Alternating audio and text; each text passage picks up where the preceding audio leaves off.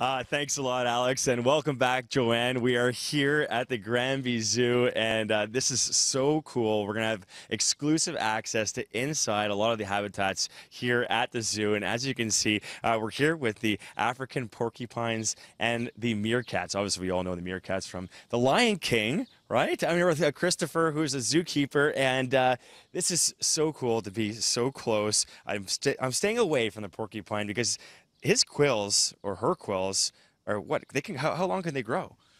Well, you're looking at the maximum length there. I think it's 25 centimeters or so. Longer than that. Wow. Must be about 40 centimeters long. Oh my God. Okay, so I'm staying away, but that's how that's what they use to defend themselves, really, in the wild, right? Against lions, which are really big cats. Yes. Tell me a little bit about the meerkats, because they're super cute, and we saw the little baby come out right before the break. Yes, well, that's right. We have 5 adult meerkat and 1 baby meerkat, and they're not used to getting up quite so early. These are they're diurnal, so it means they only come out during the day, and usually they wait till the sun comes up and they come out and they sunbathe. So we've managed to get here just before sun breaks, so they're a little confused.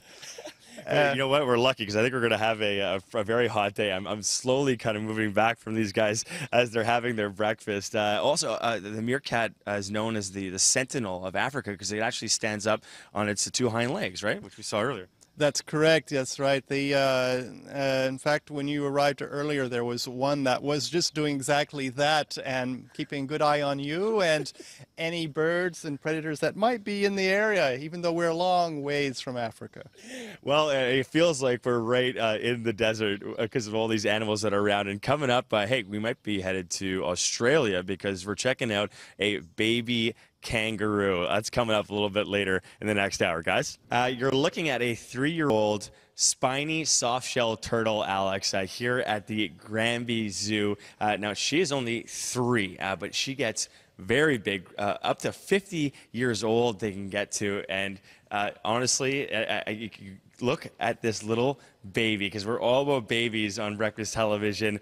Look how cute this spiny softshell turtle is. And I love what the Granby Zoo is doing with these turtles to protect them, because they are endangered. And since 1997, you guys have been trying to protect them in the Champlain Lake region. Now, Louis, what are you doing to protect these turtles?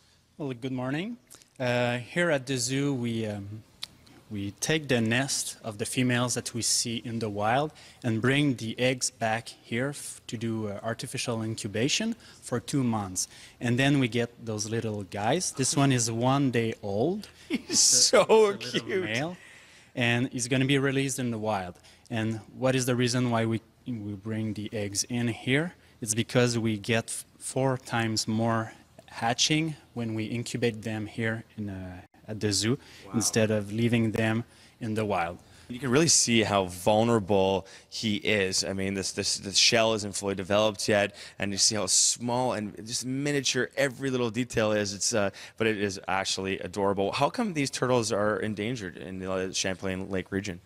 Well, in Quebec, the only known permanent population is in Lake Champlain. That's why they have the threatened status. And there's a lot of predation, inundation that kill a lot of nests because they get underwater for too long. And adults are lacking suitable habitat now, because people are modifying the habitat near the lake and in the rivers, and they don't have good spot to nest anymore. They love the grass, the longer grass, and then people will build the seawall, so they're actually not be able to access those areas. Well, it's great what you guys are doing, Louis. Keep up the great work. I know you guys have a very exciting hatching that's taking place over the weekend. Here at the Granby Zoo, guys, we're going to be checking out a very small baby kangaroo. We're upping the cuteness factor here at the Granby Zoo, coming up at the end of the hour. No, I can't do that, Alex. This eastern gray kangaroo has to stay right here at the Granby Zoo. I'm here with Elizabeth, and this is a very rambunctious 1-year-old kangaroo. He is very handsome. Look at him. And he was born here at the zoo. And how did it go? How did the birth go? So ultimately, the mother and the father are both here. The birth went well at first. We had noticed movement in the mother's pouch, and then slowly but surely he started getting out of the pouch. When he became a little more independent, we noticed that he wasn't necessarily staying with the adults as much, and the mother wasn't necessarily taking care of him. So we noticed he had been a little weak one day, so we intervened, and we decided to hand rear him from there. So we've had him for about 2 months here at the veterinarian hospital. I can see that he's loving my camera operator, Martin here. He's going after the wire, and he also loves to chew on shoelaces. He was eating my shoelaces a little bit earlier. What normally is his diet? Right now he's on a formula. It is a kangaroo-based formula that comes and is made in Australia. So he gets fed twice a day now. We were feeding him 3 to 4 times a day at first. Because we hand-reared him at an older age, we didn't need to do it as much a day. Now he's fed twice a day, and he has hay at will, as well as kangaroo feed, which are small pellets that are made for the kangaroos, which he's started to eat as well. He's very curious. He's curious, he wants to play with everything, and he definitely is like a young 2 to 3 year old at the moment. When he gets hopping too, it's so cute to see.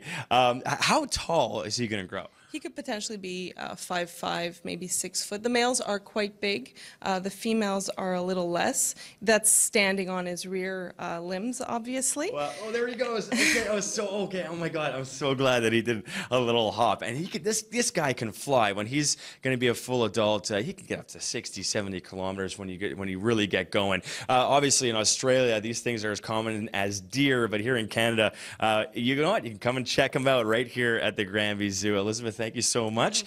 Coming up, guys, we're going to be checking out some baby snow leopards. I cannot wait. Hey, also one other thing I wanted to tell you guys about this weekend. I checked out the Slide the City event at the Olympic Park. It was unbelievable. I got some footage from my buddy who wore one of those GoPros, and I'm sure a lot of you did check it out. It was such a great event. You got to check it out next year if you haven't. 2,000 feet all the way down through the streets of Montreal. I had a complete blast. Alex, Joanne? Absolutely, Joanne. Their mother, not very happy with me right now, but I wanted to be alone with the baby snow leopards, and of course, with Dr. Shannon here at the Granby Zoo. Now, this is going to be pretty cool. You're going to examine one of the snow leopards. They were born here at the Granby Zoo, and maybe you can tell me just a little bit about them and where they come from generally. Well, the snow leopards are an endangered feline species from Central Asia. There's probably around 4,000 of them still left in the world. Maybe about half of that population is in captivity in institutions such as zoos. Okay, so you can see how big these are actually going to get. What size normally do they grow to? These guys will probably end up being about 40 kilos. Right now, they're probably around I think about 3 kilos. And these animals, they're about 3 months old right now, so they still have a lot of growth to be going through. And what are you looking for right now exactly? Right now we're just doing a general physical exam, just trying to see their general body condition, and also to check to see if there's any health problems that they might be having as they develop. A lot of these guys have could have problems such as in their dentition or maybe in their heart. So we want to go ahead and check to see if any of these problems are developing so we can correct them or deal with them prior to them becoming more important. And I guess these would be perfect for the Granby Zoo because they're fine with all 4 seasons here in Montreal? I'd say maybe the last season, you know, right now, right when we get the heat, is probably a little bit more difficult, but otherwise the winter is perfect for them. Oh my God, you can see just how thick this coat is. Is it possible for me to just to pet her you can for go a ahead second? and touch. Oh my God, wow. That's unbelievable. It's such an exclusive look here for Breakfast Television. What a great discovery. Thank you guys so much for having us here. And hey, listen, we got some more baby animals right here at Granby Zoo. It's open 7 days a week all month, so you can check it out for yourself. Guys, take it away. Are open 10 a.m. here at Granby Zoo, 7 days a week, all through August. And I'd like to introduce you to some of the Japanese macaques. Now, this is a really popular. They're kind of like the superstars of the Granby Zoo, right, Doctor? Right, they're certainly very entertaining. They're very active, and they can provide a wealth of time to watch their interactions. And the zoo has created this new exhibit. It's one of the newest exhibits at the zoo. It's about 4 times larger than the older exhibit. And some nice features of this one actually is in the winter, the water can be heated up to about 40 degrees Celsius. Oh, wow. And there's heated rocks throughout the facility so people can watch these macaques bathe, because in Japan they will enjoy hot springs to keep warm. So we would be giving them the opportunity to also enjoy nice bathing. And they don't mind the cold so much. It's here in Granby that they're actually it's in the winter it's perfect. They're the only non-human primate that can endure those type of temperatures, -20 you said up till. Yes, that is correct. So during the winter, they have a nice thick fur layer, and they can also enjoy the hot water to regulate their body temperature as needed. Now I'm noticing them. They almost have their own little clique. You know, so they have their own spot as well. There is definitely a hierarchy when it comes to the Japanese macaque, right? That is correct. Yes, there's a female-dominated society, believe it or not, and so that the females and the daughters are sort of in charge. And if you're born into a good group, you can control the things and how everyone interacts. Wow, and so obviously they're typically from Japan, and they love this new habitat, as you can see. Are they behaving themselves so far? I would say that they've probably been doing very well in this exhibit, and given the space enlargement, their behaviors are becoming much more normal. They've taken advantage of some of the climbing opportunities. It's beautiful. I was gonna say it's cleaner than my condo downtown. I love it. It's gorgeous. We're so happy to be here, and we got to see so many cool animals. We got to see the baby turtles. We got to see the baby meerkats and porcupines. In case you missed anything, check out btmontreal.ca. All the Live Eye segments will be up there a little bit later. Oh, this guy's coming in for a little closer look here.